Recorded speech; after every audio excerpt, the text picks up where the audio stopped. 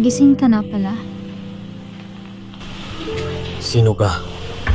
Hu Beisheng, anong mga trick ang gusto mong laruin muli? Hu Beisheng? Yun palang pangalan ko. Wala ka talagang maalala? Tumingin ka sa aking mga mata, mag-isip ng mabuti bago magsalita. Paumanhin. Biro lang. Hindi nakakatawa.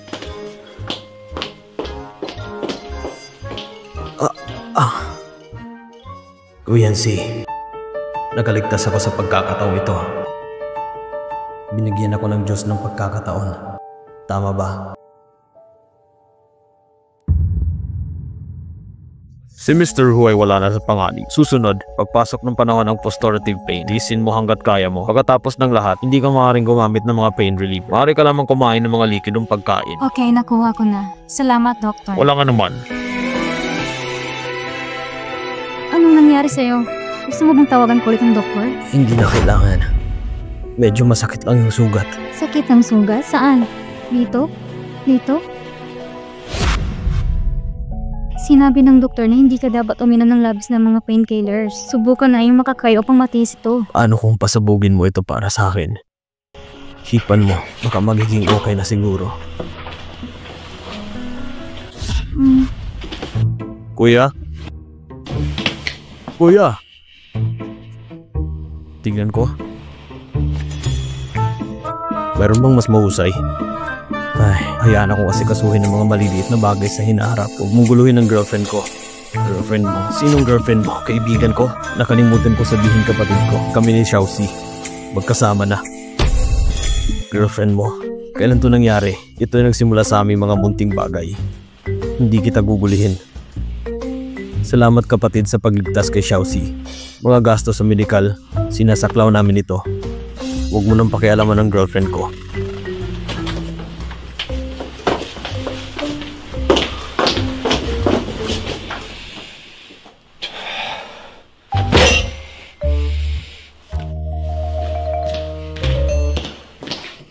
Xiao, ang iyong kapatid ay hinilang mula sa linya ng buhay at kamatayan. Kailangan mo ba siyang pasiglan ng ganito? Ikaw ang aking kasintahan. Tawagin mo kong Shizu. Hu Shizu, hindi mo talaga ako gusto. Ginagamit mo lang ako para pasiglayan ng kapatid mo. Sa tingin ko, kailangan natin ito. Pumirma ng kasunduan. Panahon ng pagpapanggap na mag-asawa. Ibigay mo sa akin. Sinong nagsabing hindi kita gusto? Sino nagsabing hindi kita gusto?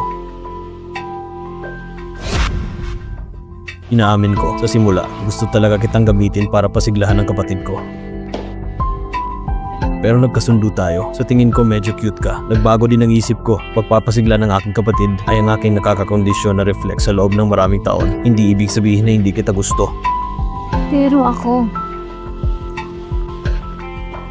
Ikaw at si Hu Beisheng ngayong nakaraan. Single ka ngayon. Malaya kang makapili kahit sino. Ugulin ang natitirang bahagi ng iyong buhay kasama ka. Siyempre, hindi mo kailangan magdesisyon kaagad. Pero at least bigyan mo ako ng chance. Maaari mong isaalang-alang ito. Ako? Anong ako? Kain muna tayo.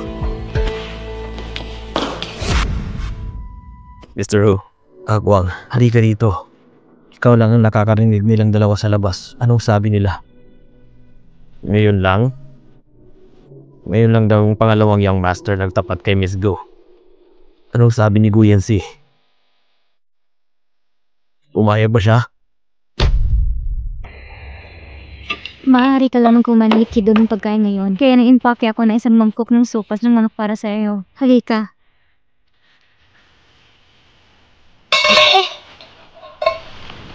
Oo manin. Nanginginig ang kamay ko. Pwede mo ba akong subuan? Kuya, susubuan kita. Hindi ko kailangang subuan mo. Buksan ang iyong bibig. Masarap ba? Umigop muli. Hindi na kailangan. Buksan ang iyong bibig.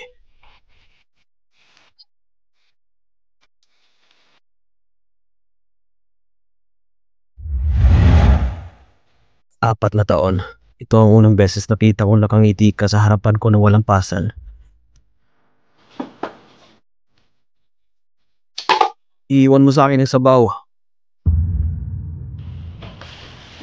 Kuya, Tingnan mo. Bakit nandito ka na naman? Wala ka kasi taga-subo para humihop ng sabaw. Ito, totoo na to. Umili ka ng 2 tagapag-alaga. Available lahat. Maaring pakainin ng sino nais mong pakainin. Garantisadong maglilingkod sa'yo ng komportable. Simula ngayon, itong maliliit na bagay. Oh, Sizo. Bakit mo naging girlfriend si Saucy? Anong ginagawa mo sa likod ko? Kuya, nakaraan ka na. Hindi ka marunong magpahalaga. Hindi ibig sabihin na hindi rin maiintindihan ng iba. Hindi ako sang-ayon. Hindi ako sumasang-ayon sa iyo. Umiga ka lang, makikipag-date ako kay Xiaoxi. Alagaan niyong mabuti ang kuya ko. Usizo! Usizo! Usizo! Mr. Hu, kailangan mo ba ng tulong? Umalis kayo! Usizo!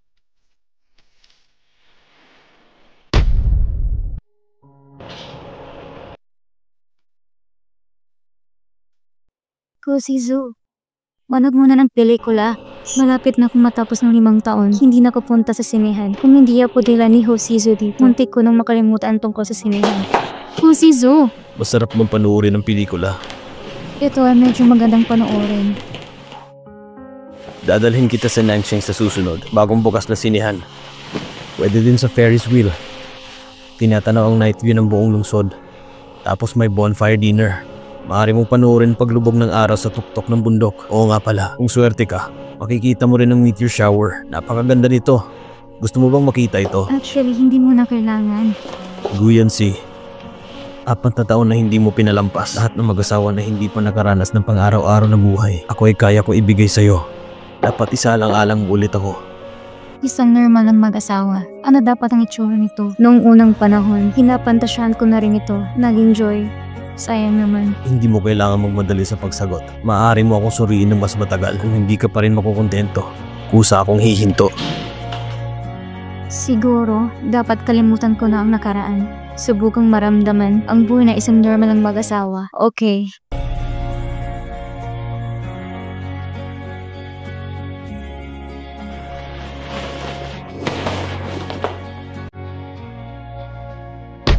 Ang sabi ng doktor ay ayos ka lang. Sa ganitong paraan, malilinawan ko ang mga bagay-bagay sa iyo. Hindi na ako pupunta dito. Ingatan mo yung sarili mo. Ako, hindi pa naghihilom ang sugat sa ulo ko. Ito hindi seryoso at napakarami nakapaligid sa iyo. Inalaga ng mga tagapulingkod at tagapag-alaga. Walang dapat kaabalahan. Xiaoxi. Teka lang. Mag-usap tayo. Nasabi ko lang dapat sabihin. Wala nang dapat pag-usapan pa. Hindi mo ba naiisip? Ayaw mo bang maihiganti si Bauer? Ayaw mong malaman kung sino nag-frame sa kanya? Paano mo nakilala si Bar? Ano pangalan mo?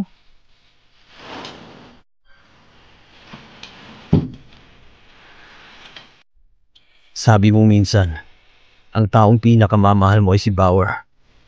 Nagselos ako. Nababaliw na nakikurious ako kung sino yon. Nagbibigay daan sa'yo na sabihin ng 2 salitang paborito. Ang pinakamamahal mo noon ay halatang ako. Hindi ko maintindihan. Hindi ko maintindihan anong klaseng tao siya. Nagbibigay daan sa'yo na sabihin ng mga salitang paborito. Gusto kong malaman kung sino siya. Kaya napunta ako upang tingnan ang kanyang mga detalye. Ibig nung sabihin na sa kulungan si Bauer? Kasi siya ay na-frame? Siya ay isang mabait at maaraw na tao. Paano ito magiging illegal? Na-frame siya. Hindi ba halata ito? Anong mga kondisyon? Umalis kayo, Sizu. Manatili ka sa akin.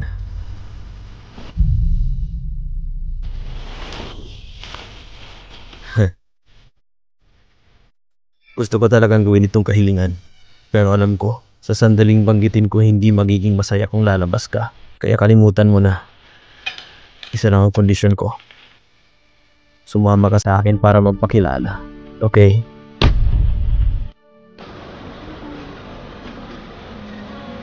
Bakit mo dinala dito?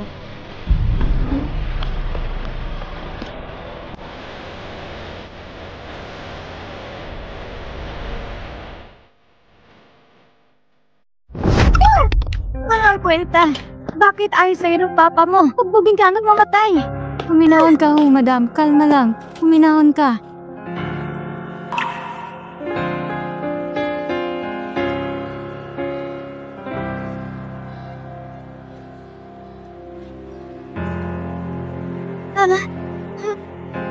Nagkamali ako. Huwag mo akong patayin. Huwag mo akong patayin. Huwag mo akong patayin. Huwag mo akong patayin. Huwag mo akong patayin. Galing yung nanay mo? Oo. 20 taon nang nabaliw. Siya at si Hu Jinteng. Ito'y kasal sa negosyo. Minsan naisip niya, basta't kaya niyang mabigyan ng anak si Hu Jinteng, kaya niyang panatilihin ng puso. Ikaw ang batang iyon? Simula nung ako ay pinanganak, hindi pa rin madalas umuwi si Hu Jinteng. Ang ina ko, inilagay niya lahat ng kanyang mga sama ng loob kay Hu Jinteng. Inilabas niya lahat sa akin. Madalas kayang sinaktan? Madalas akong naghihilik nung bata pa ako. Hanggang sa lumaki ako. Hindi ako lumalaban, hindi matalo. Lumalabas na si Yuko siya talagang may isang kalunos-lunos na nakaraan. Napakaliit na bata. Paano ka nakaligtas dito?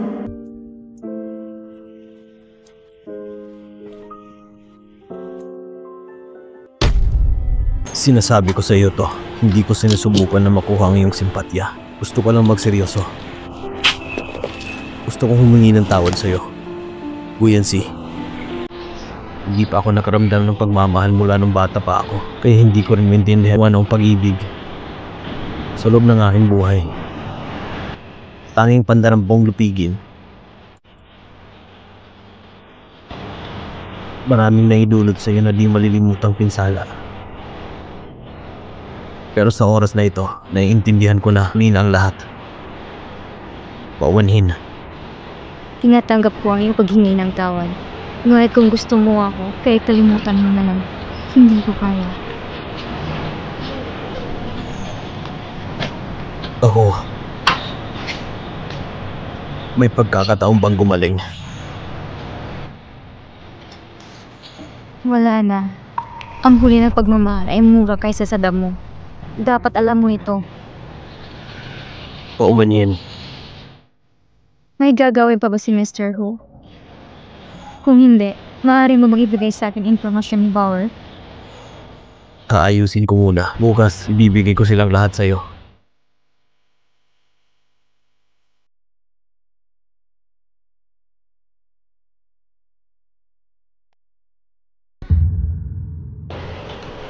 Chelsea, ano bang problema mo? Bakit hindi ka nagsasalita? Wala. Buong araw ko na-distract. May nangyari ba? Hu Shizu. Ikaw at si Hubisho ay magkapatid. Kung ganoon, bakit galit na galit ka sa kanya? Para lang dito. Gusto ko lang malaman. Maaari mo bang sabihin sa akin? Ikaw ang girlfriend ko ngayon. Ayos lang naman. Galit ako sa kanya dahil pinatay niya ang aking ina. Ikaw na sana. Ayaw mo ba? Ito ay imposible. Hindi siya ganong tao. Paanong imposible? Nakita ito ng sarili kong mga mata. Duga ng nanay ko. May hawak siyang kutsilyo. Baka may hindi pagkakaunawaan. Walang hindi pagkakaunawaan. Siya na mismo umamin. Mianzi, ikaw ang kasintahan ko. Pinoprotektahan mo siya sa lahat ng dako. Hindi mo ba siya nakakalimutan? Naghihintay para sa iyo na malaman ang iyong sariling posisyon. Iyon lang sa araw na ito. Sana sa susunod na pagkakataon na makasama kita, huwag ka na maglabas ng nakakahiyang topic.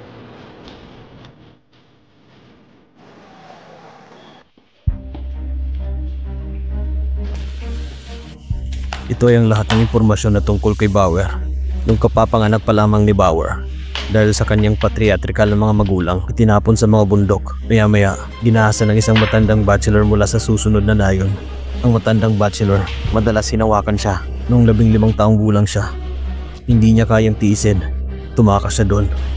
Maya-maya, nakilala niya si Deng, ang taong makakasundo niya. Pero niloko lang siya sa isang pyramid scheme. Hindi niya sinabi sa akin ito. Hindi ko nga alam eh. Kaya nahihirapan siya. Dapat mong gawin ang susunod na mangyayari. Maiisip mo rin na pagtanto din niya na siya ay niloko. Laging iniisip na mauubos, ngunit nahuhuli siya sa bawat oras. Isang malakas na palo. Pinakamahalaga. Yun lang. Siya ay kontrolado sa loob ng 6 na taon hanggang sa mahuli ng mga pulis ang isang iyon na si MLM din. Ngunit si Deng Jiahe ay naghanda ng gusto. Tumakas siya. Kinuha niya lahat ng kasalang ito. Itinulak lahat kay Bauer sa isang tao. At si Bauer ay nakulong. Ang pamilya Ding. Buhay pa ba ito? Buhay pa. Nag-invest ako at malaki ang kinita ko. Gusto kong pagiganti sa Bauer. Gusto kong pababayaran niya. Maaari ba akong tumulong? Herbie Sheng, bakit gusto mo kong tulungan? Marami akong nagawang mali. Kaya gusto kong bumawi sa'yo. Hindi ko hihilingin na suklian mo ang aking kabutihan. Gusto ko lang maging mabait sa'yo. Gawin ko lahat ng gusto mo. Malaki na talaga pinagbago ni Herbie Sheng. Kung ano itsura niya ngayon. Nakakapot ang mga ito kahit gusto nilang mapuot. Kahit tulungan mo ako, imposible mong simula ulit tayo. Alam ko, matagal na akong handa. Kaya umasa din ako sa'yo. Wala kang anumang psychological na pasanin. Mabuti, Herbie Sheng. Kailangan ko ng tulong mo. Handa akong gawin ang aking makakaya.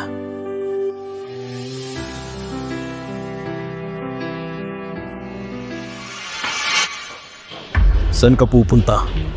Lumabas ako saglit. Anong problema? Ito ang aking privacy. Pinuntahan mo si Herbie Sheng. Iniligtas niya ba ang iyong buhay? Mismo na ba siya? Gusto mo bang bumalik sa kanyang mga bisig? Bitawan mo ako. Masakit ka ba? Ikaw ang aking kasintahan, pero sa likod ko nakikipagkita ka sa ibang lalaki na may katuturan. Paano mo ako naging girlfriend? Hayaan mo kung tulungan kitang ma-recall ito. Maaari ka nang umalis. Maging kalmado lang tayo.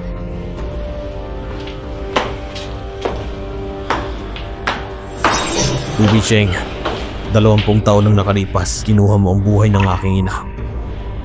Hindi kita papayagan. Alisin mo ang babaeng gusto ko. Halika, tuminom! Ang lalaking hindi nakaahit, yun si Deng Jiahe.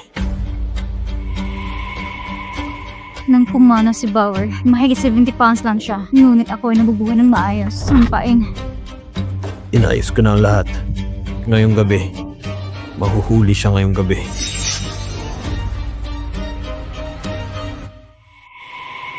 Herbie Sheng, hindi ba gusto mo lang gamitin ang mga gawain ni Bauer para manalo sa kanya? Ayokong makuha mo ang gusto mo.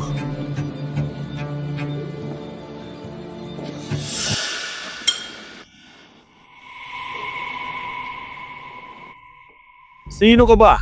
Bigla ka lang sumibot at binigla mo ako. Boss Deng, may manggugulo sa'yo. Yung ginawa mo noon ay nalaman na. Gusto mo bang makulong sa susunod mong buhay? Bilisan mo at tumakbo. Ikaw, paano mo nalaman? Hindi mo kailangan pagdudahan.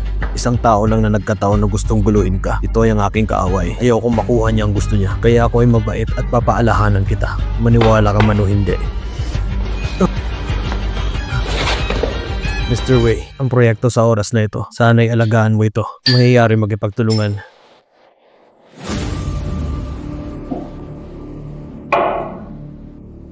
May nag-tip off. Tumakas si Deng Jiahe.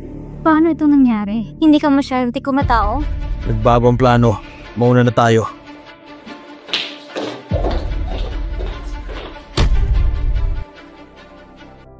May nag-tip off. Tumakas si Deng Jiahe. Paano ito nangyayari? Hindi ka masyadong kumatao? Nagbagong plano. Mauna na tayo.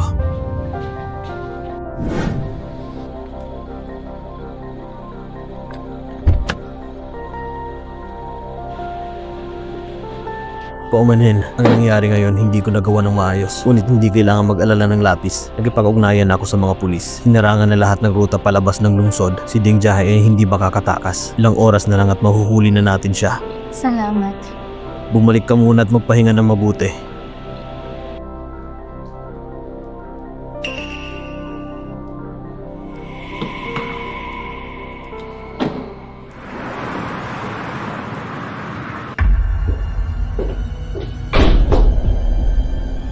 Bakit nandito ka?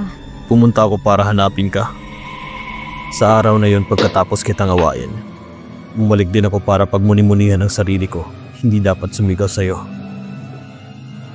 Hindi dapat na magduda sa'yo. Nagkamali ako. Mayroon akong ilang mga personal na bagay. Nakipag-ugnayan kay Hu Bishing. Pero sino ko sa tingin mo? Simula na nangako ako. Gusto kitang makasama. Hindi ka magiging malabo sa iba. Hindi ako yung tipong casual na babae. Nagkamali ako. Pangako ko sa hinaharap, hindi na mauulit. Gagawin na natin, okay? Bakit ayaw mo? Paumanhin. Bakit ka nagsusorry? Shizo, sa tingin ko, hindi tayo bagay. Kalimutan mo na. Sinong mas bagay dito? Alin ang masangkop kay Hu Bicheng? Sinasabi ko na wala itong kinilaman kay Hu Bishing. Ako ang orihinal na kasintahan mo, nangangahulugan ng kalating puso. Inaamin kong dahilan kung bakit ako nangako sa'yo. Dahil nasugatan ako dati, masyado akong pagod. Ayoko na magmahal ng iba. Gusto ko rin matikman ang pagiging layaw, ang pakiramdam na hawak sa tuktok ng puso ng isang tao. Sabi mo gusto mo ako. Kaya ako binigyan ng tayong dalawang pagkakataon. Ngunit mula sa oras na ito, ako ay inakusahan mo, pinahiya mo, pinaghihingpitan mo. Anong pagkakaiba mo sa mata ng Hu Bishing? Bakit ako naghihirap? Iyong kahihiyan? Kung hindi ka matuto ng respeto, pagkatapos, bitawan mo na lang ako. Ang dami mong sinasabi. Walang higit pa, sa hindi ko yata kayang ikumpara sa kanya. Kahit anong isipin mo, dito nagtatapos ang relasyon natin.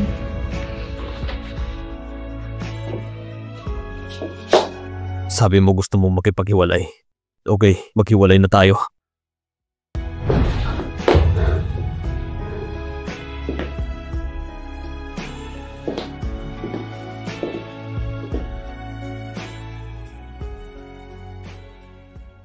Hanapin si Ding Jae. Gusto kong pag-usapan ang pakikipagtulungan ko sa kanya. Okay, nakuha ko na. Bantayan mo siya at darating ako kaagad. Xiaoxi, nahanap na nila si Ding Jae.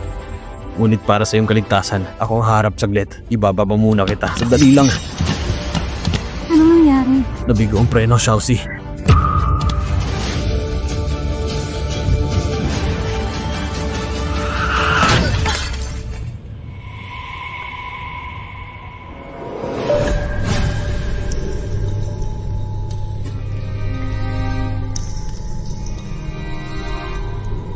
Hu Bishing?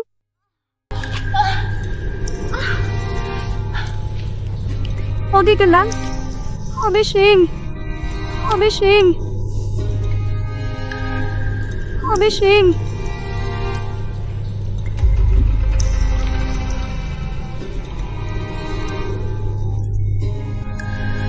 Xiaoxi.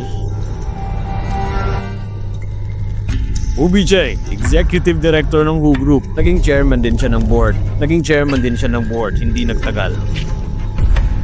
Sabi mo big shot ka. Bakit kasama kita? Ang hirap pakalusot ng ganyang kontabida. Mas maganda na ngayon. Kumaob ang sasakyan mo sa gutter at nahulog ka sa mga kamay ko.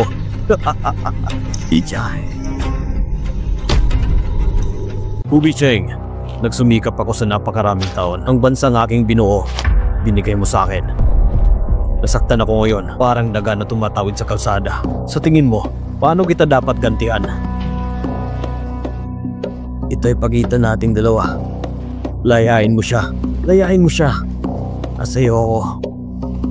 Gusto mong palayain siya? Hindi imposible. Basta kumuha ka ng 10 stick sa akin. Isipin mo kung papalayain siya.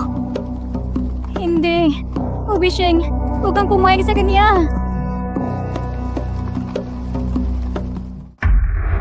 Okay.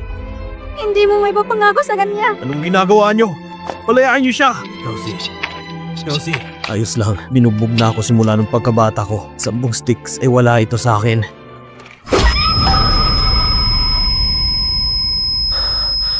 Oh, Virgie!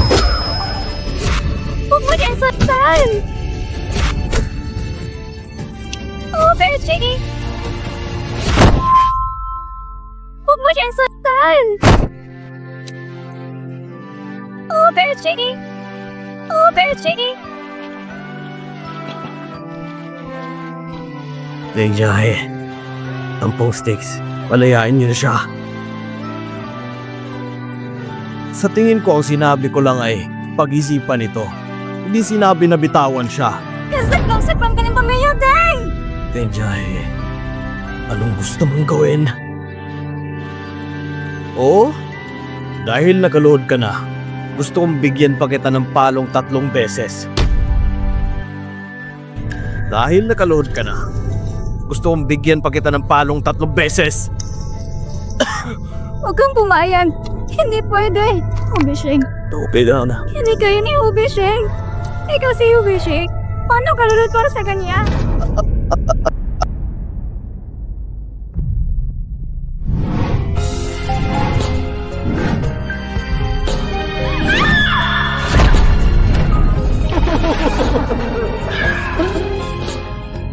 Bagamat ako si Hubisheng, pero sa harap ng babaeng mahal ko, silang akong ordinaryong tao.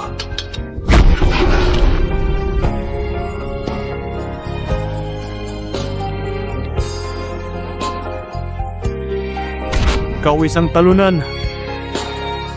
Nakakatamad talaga.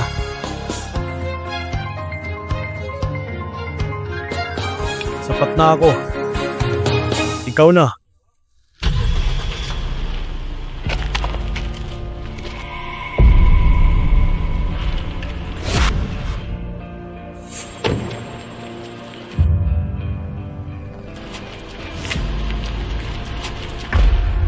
Oh, Sinjo. Ako ito. Paano? Hindi mo akalain na mabuting tao ako. Bakit? Gusto mong malaman kung bakit? Hanggang sa puntong ito. Posibleng kaya iniwan mo ko dahil kay Hubisheng. Ang resultang ito ay nakatadhana. Siguro ito ay dahil hindi mo siya kayang bitawan. Tapos ngayon, nasa harap ko na siya. Papatayin ko siya.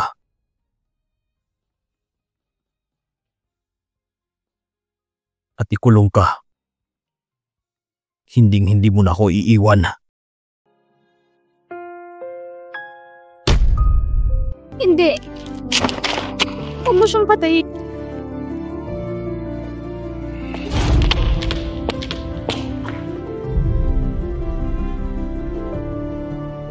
Hubisheng, 20 taon nang nakalipas, kinuha mo ang buhay ng aking ina. Makalipas ang 20 taon, inalis mo ang aking minamahal. Kapatid, ang luma at ang bago sama ng loob ngayon. Kalimutan na natin.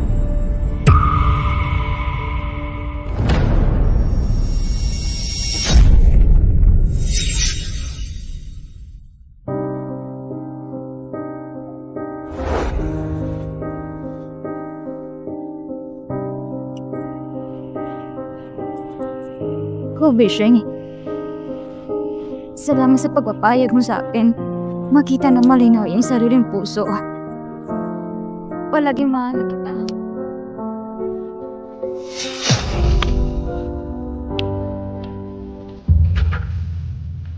Mr. Ho! Mr. Ho! Okay ka lang ba? Mr. Ho!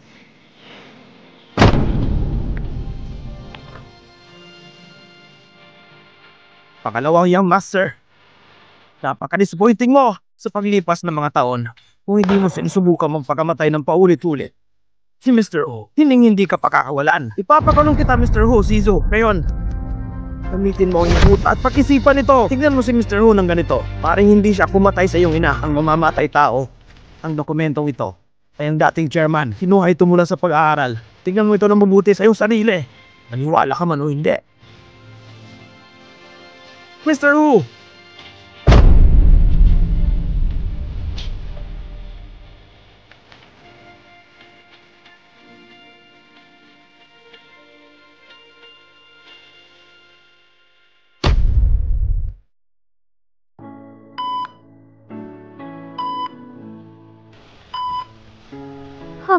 Gising ka na, Miss Gu. Huwag kang mag-alala, kasama mo si Mr. Hu. Nakahiga ito sa tabi ng kama. Okay lang ba siya? Si Mr. Hu ay mas malubang na sugatan kaysa sa iyo, pero huwag kang mag-alala. Mabuti kung ganun. Mabuti. Maaari idigit ang aming kama. Gusto ko mapalapit sa kanya.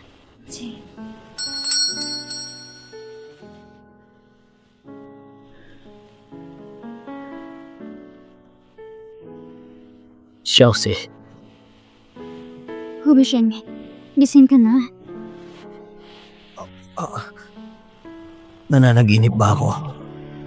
Sa panaginip lang, sobrang lapit mo sa akin. Nararamdaman mo ba? Oo. Iyong kamay. Mainit. Malambot. Hu Bisheng, hindi ito panaginip. Alam ko kung ano ang natutunan mo tungkol sa iyong kapaligiran sa pamumuhay mula pagkabata, isang malaking epekto. Maaari kang mabuhay sa buong buhay mo. Hindi magiging ganyan ang perpektong maalalahanin at magiging na tao. Pero mahal na mahal pa rin kita. Ikaw lang kaya kong tiisin. Jose, anong ibig mong sabihin? Oh, Bishing. Ayaw ko na magsinungaling sa sarili ko. Bagamat marami kang pagkukulang. Pero ako pa rin. Gusto kitang makasama. Magsama tayo. Okay? Okay. Jose, mahal kita. Mula simula hanggang wakas. Ang tanging mahal ko ay ikaw. Guyansi. How, Bishing? Nagbalot ka ng mansanas. Masyadong pangit. Bongki. Hindi na masyadong mansanas. Pagkatapos ay babalik ako at mag-aaral. Matututunan ko kung anong gusto mo. Kung hindi mo gusto, susubukan kong baguhin ito. Hinding-hindi kita hahayaang masaktan muli. Ang trahedya ng nakaraan, hindi na ito mauulit. Sinong nakakaalam kung ikaw ay mabait para suyuin ako? Sabi mo kanina, ako lang mahal sa buong buhay mo. Sino si Lenyoro? Kailangan kong gawin ito. Paliwanag ko na mabuti.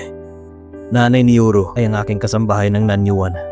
Paano ang nanay ko? Alam ko rin, nabaliw siya at walang nakakakilala sa kanya. At pagkatapos sa isang beses, nasa proseso ng pagkabaliw. Hindi niya sinadyang ginawa yun. Dinurog ang ina ni Yuro hanggang mamatay. Kami ni Yuro, sabay kaming lumaki. Sa section ko, sa mga madidilim na araw, siya lang ang kaibigan ko. Siyang kahihiyan ng pamilya ko. Papakasalan kita. Iingatan ka magpakailanman. Kaya sa pagkatapos na nangyari, nakonsensya ako sa kanya at hindi ko naintindihan kung ano ang pag-ibig. Gusto ko lang gamitin ang pagkakailanlan ni Mrs. Hu kapalit ng kapayapaan ng isip. Ngunit pagkatapos ay nagpakita ka.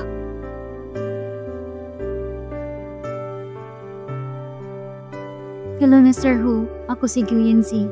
Na-attract ako sa'yo. Ngunit hindi ako naglakas loob na aminin ito. Marami din akong sinabi. Ang daming salitang nakakasakit sa'yo. Ang mga bagay na nakakasakit sa'yo. Paumanhin. Tapos na ang lahat. Mr. Hu, ang kaso ng kidnapping ngayon, bumaba ng hatol. Gusto kang makita ng pangalawang young master.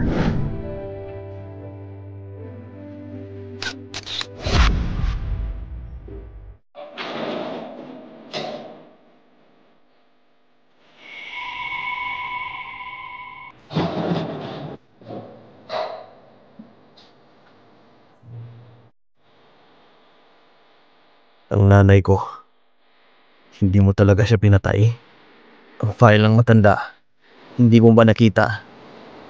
Bakit niya tinagong katotohanan? Bakit niya sinabing pinatay mo? Kasi isa siyang baliw. Sinaktan niya ang sarili niya. Hayaan ang lahat na samahan siya sa sakit. Malinaw na alam niya ang totoo. Pero nagsinungaling siya sa'yo. Sa uli, niloko niya pa ang sarili niya. Hindi ba't katawa-tawa?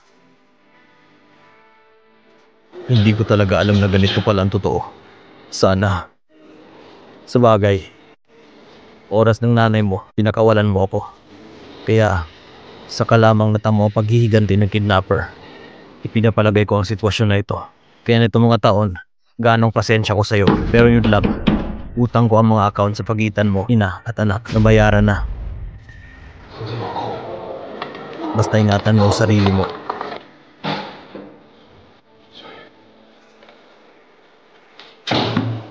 Hubi siya. Hubi.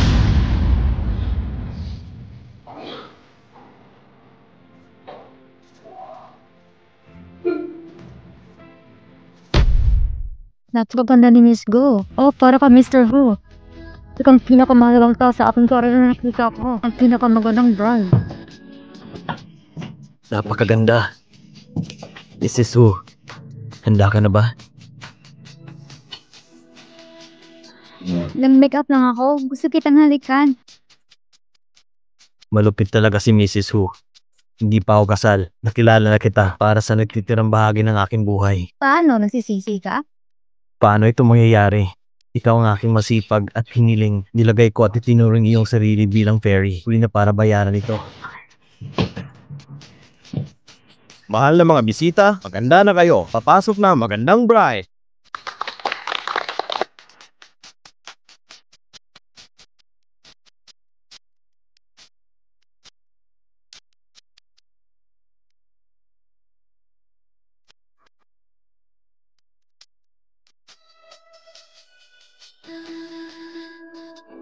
Chelsea, salamat sa pagpapakasal sa akin. Tayo minsan naranasan ng sobra. Masyadong maraming nakiligtaan. Siguradong doble ang pagmamahal ko sa'yo. Ikaw ang gandang pala mula sa langit, aking kayamanan. Maghihintay ako sa buong buhay ko para patunayan ang determinasyon kong mahalin ka.